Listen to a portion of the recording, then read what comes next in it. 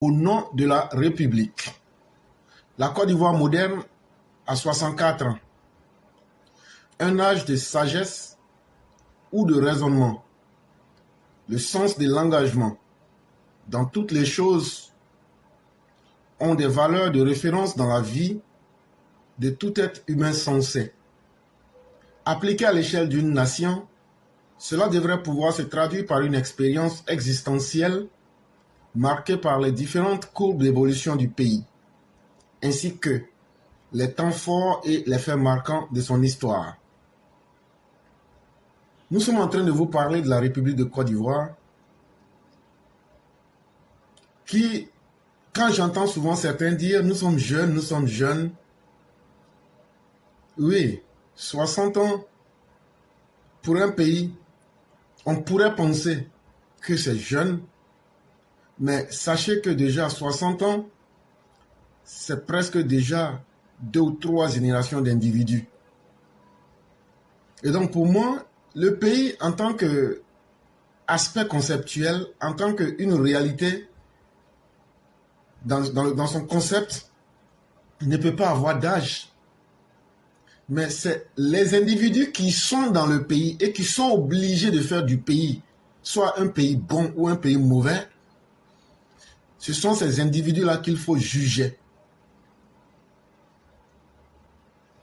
C'est comme par exemple, tu prends une table, tu dis non, cette table-là, elle a 10 ans, donc elle n'est pas âgée. C'est là que j'appelle l'aspect conceptuel. La table n'est même pas utile si son utilisation ne fait pas effet sur ceux qui l'utilisent. Donc en réalité, la valeur de la table n'est pas liée à son existence, mais la valeur de la table est plutôt liée à l'utilisation qu'on en fait et à l'utilité qu'on en tire. Et donc, c'est sur cet aspect un peu philosophique que j'aimerais mener ma pensée. Pour dire que le pays en tant que tel, là, si c'est un morceau de terre, et puis dire qu'on a 64 ans, donc on est jeune, c'est qu'on ne sera jamais vieux. En réalité, 25 ans fois 3 déjà, mais prenons deux générations, ce n'est pas petit. Et ça doit avoir acquis de l'expérience. Et ça doit avoir eu des valeurs de pouvoir raisonner, d'avoir de la sagesse et surtout de se comporter comme des êtres humains sensés. Et là, je parle beaucoup pour toucher nos politiciens.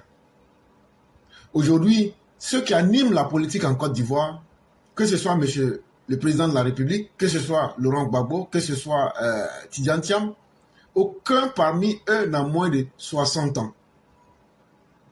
Va-t-on me dire que ces individus sont jeunes? Pas du tout. Mais quand on regarde la politique en Côte d'Ivoire et sa pratique, on constate que ceux-là qui n'ont pas des âges de jeunesse, qui pourrait même on dire sont à des âges de sagesse, à des âges qui forcent au raisonnement, à des âges qui forcent au questionnement, à des âges qui poussent même l'être humain à se poser des questions sur son existence, on voit que c'est avec assez d'immaturité que ces gens-là veulent traiter leurs concitoyens que nous sommes les Ivoiriens. Quand vous regardez le niveau très bas du débat politique, quand vous regardez le comportement des politiciens, qui souvent vous vous demandez, mais est-ce que ces gens-là même réfléchissent, surtout les opposants ivoiriens? Et donc, on devrait s'asseoir et trouver tout le sens que notre existence devrait avoir dans l'évolution même de notre pays, mais aussi dans l'évolution du monde.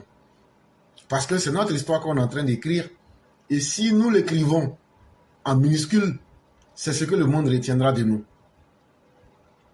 Ce sont là des références dont les filles et les fils ne devraient jamais se départir pour raffermir et ennoblir leurs intérêts et compréhension de la paix, l'unité nationale, la cohésion sociale, tout en demeurant attachés aux valeurs de la République. Ces valeurs qui se caractérisent par l'appropriation individuelle du concept de la responsabilité citoyenne. Eh oui, que vaut un pays où les habitants qui sont dans ce pays-là ne sont pas des gens responsables? Que vaut un pays, même s'il a 1000 ans, En réalité, il faut arrêter de mentir aux Ivoiriens pour dire nous sommes une nation jeune, c'est comme si c'est comme ça.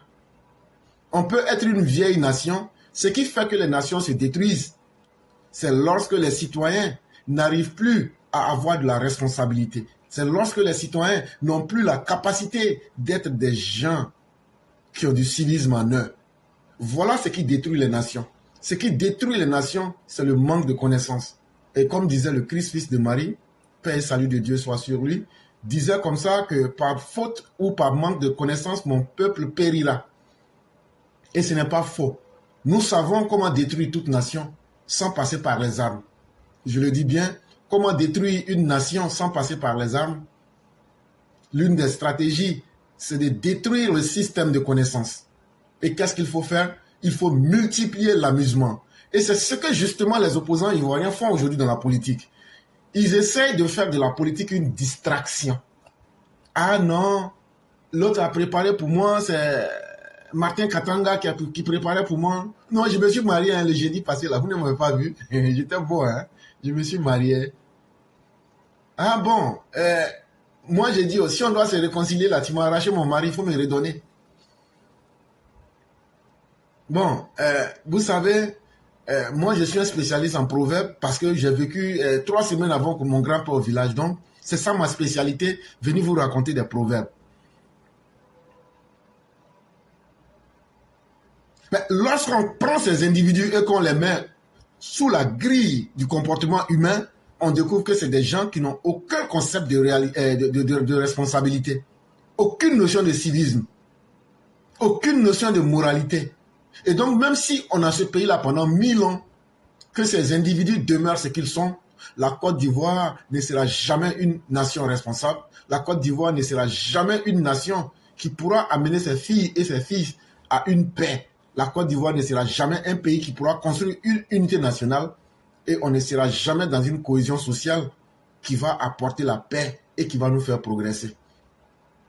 Et c'est au nom de cet échec-là et au nom de cette immaturité et de cette irresponsabilité que vous avez vu par exemple le Bédier ou encore le phénomène Laurent Gbagbo en train de nous détruire méthodiquement la Côte d'Ivoire, en train de niveler notre société vers le bas, en train de nous tirer pour aller vraiment vers tout ce qui pouvait faire la honte, au point même que la Côte d'Ivoire était devenue infréquentable. Et vous venez d'entendre un individu qui se dit jeune, Chakadjan, mais qui ne prend même pas le temps de savoir respecter les symboles de la nation. Si tu te trompes sur le jour de ta naissance, tu sais qu'il y a un problème avec toi-même.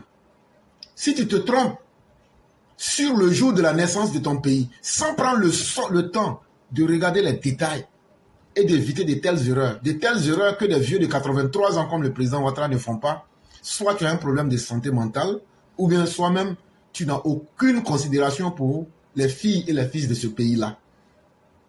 Et voilà, ce sont ces individus-là qui se disent politiciens en Côte d'Ivoire. Et ce sont ces individus incapables de se respecter eux-mêmes. On leur demande de respecter la Côte d'Ivoire. Comment cela se peut, chers Ivoiriens? Quelqu'un qui ne se respecte pas lui-même. Quelqu'un qui vient, chaque semaine, il peut mentir au moins 2 ou 3 fois. Pour lui, c'est ça faire la politique. Quelqu'un qui est là, on lui dit, tu étais là, qu'est-ce que tu as fait? Je n'ai rien fait, mais laissez-moi, je vais dire ce que j'ai à dire. Ça devient la ferme aux animaux. Et lorsque vous vous mettez dans l'état de nature, c'est-à-dire dans la sauvagerie, où c'est ce que vous voulez faire qui vous intéresse, en ce moment, comment peut-on construire une nation, même si cette portion de terre-là a 1000 ans? On sera toujours dans une ferme aux animaux, où ça sera forcément le désordre. Cette notion s'impose plus que jamais à la conscience de chaque Ivoirien digne d'appartenir à ce pays. Pour avoir affreusement expérimenté les effets néfastes de certaines postures et concepts de gouvernance situés aux antipodes de la vie républicaine, qui, elles, transcendent plutôt tous les choix égoïstes et sectaires de modèles de société. Et donc, chers Ivoiriens, ce n'est plus à nous. Si, malgré soi-disant ceux qui pensent que 64 ans, c'est jeune dans la vie d'une nation, mais c'est dans ces 64 ans-là qu'on a fait guerre civile. De 2002, de 19 septembre 2002 jusqu'au 11 avril 2011. C'est dans ces 64 ans-là. C'est dans ces 64 ans-là qu'on a connu la dirigeance Houphouët-Boigny. C'est dans ces 64 ans-là qu'on a connu la gouvernance Bédié. C'est dans ces 64 ans-là qu'on a connu le coup d'état de Guéry Robert. C'est dans ces 64 ans-là qu'on a connu la sale gouvernance de Laurent Gbagbo avec tout son corollaire d'effets néfastes. Et donc, est-ce qu'on peut dire qu'on n'a pas eu d'expérience? Est-ce que nous sommes prêts à respecter notre expérience? C'est aussi dans ces 64 ans-là, aujourd'hui, qu'on connaît la gouvernance du président Ouattara. Quelqu'un ou un pays qui a vécu tout ça peut venir dire qu'à 64 ans, lui n'a pas eu d'expérience, qu'il est jeune, et s'excuser. Je trouve que c'est une fuite en avant, et les Ivoiriens devraient plutôt regarder les modèles qui peuvent les tirer vers le bas, pour se dire que l'âge n'a pas d'importance, tant que les actions que nous posons peuvent nous rendre plus grands et nous faire avancer le plus tôt possible, pour ouvrir encore la porte aux nouvelles générations qui seront plus que fiers de nous, mais qui auront aussi l'occasion d'aller plus loin. Et donc, pour atteindre ce que je suis en train de dire, c'est-à-dire, comme disait Platon, pour planer vers les sommets de la hauteur, il faut que nous respectons nos différences, nos diversités culturelles et communautaires, nos différences idéologiques, qui ne devront jamais se livrer à des concurrences tendant à les supérioriser les unes aux autres par rapport aux autres, dans le noir dessein de les hisser au-dessus des valeurs républicaines. Et aussi, si nous voulons être une nation qui se veut respectueuse, il faut d'abord que nous nous respections mutuellement. Et dans ce respect mutuel-là, il faudrait que chaque pensée compte. Il faudrait que chaque idée compte. Il faudrait que chaque peuple compte. Il faudrait que chaque différence puisse compter. Mais au nom de ces différences-là, qu'elles soient religieuses, qu'elles soient idéologiques, qu'elles soient de pensée, qu'elles soient de quelques autres que vous voudriez, c'est ensemble que dans cette diversité-là, nous pouvons construire une nation en nous basant sur des valeurs républicaines. Quel que soit ce que nous sommes, si nous respectons les valeurs de la République, nous verrons que la Côte d'Ivoire irait pour le mieux et nous serons dans une pensée commune. Et si on est en religion, on va appeler ça un égregore, on sera dans un champ de pensée qui est commun à nous tous. La célébration en cœur des 64 ans de notre accession à la souveraineté nationale et internationale rappelle et surtout traduit toute la beauté du savoir-vivre ensemble, à la réussite de laquelle s'emploient au quotidien toutes les nations de ce monde. Tant il est vrai que c'est chaque jour que se construit et s'améliore le vivre ensemble, dans le cadre rigoureusement républicain. Et donc, il n'y a pas de hasard sur la terre, il n'y a que des gens faibles ou des gens sans ambition qui pensent que le monde est une succession d'événements non maîtrisés. En réalité, c'est à nous-mêmes de vivre ensemble.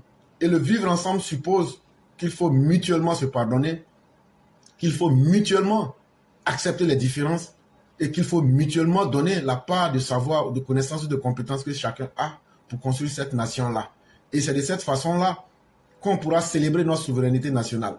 C'est une fuite en avant quand je vois d'aucuns disent « Vous avez une fausse indépendance ». Non, vous n'avez pas. Mais il n'y a aucun État indépendant dans ce monde. Si tu n'es pas dépendant de quelqu'un financièrement en tant que pays, tu es dépendant de quelqu'un idéologiquement en termes politiques, ou bien tu seras dépendant de quelqu'un. Tout le monde dépend de quelqu'un. Tout le monde dépend de quelqu'un d'une manière ou d'une autre. Et donc c'est un faux concept. C'est un faux concept. Quand on voit certains aujourd'hui se dire qu'ils sont en train de se battre pour une certaine souveraineté imaginaire, on se dit, mais vous allez être souverain par rapport à quoi et par rapport à quel paradigme? Alors que vous continuez à prendre des dettes, alors que vous continuez à être des États misérables, alors que vous continuez, même votre propre sécurité, vous n'arrivez pas à l'assurer. Donc de quelle souveraineté nous parlons? Alors, vous êtes souverain, mais vous demandez le blé. Vous êtes souverain, mais vous avez besoin de mercenaires pour vous protéger. C'est assez triste. Et ça, il ne faudrait pas se donner des arguments qui pourraient nous décourager ou nous faire perdre de vue que nous avons une responsabilité. C'est de mener le combat de notre temps et de notre génération.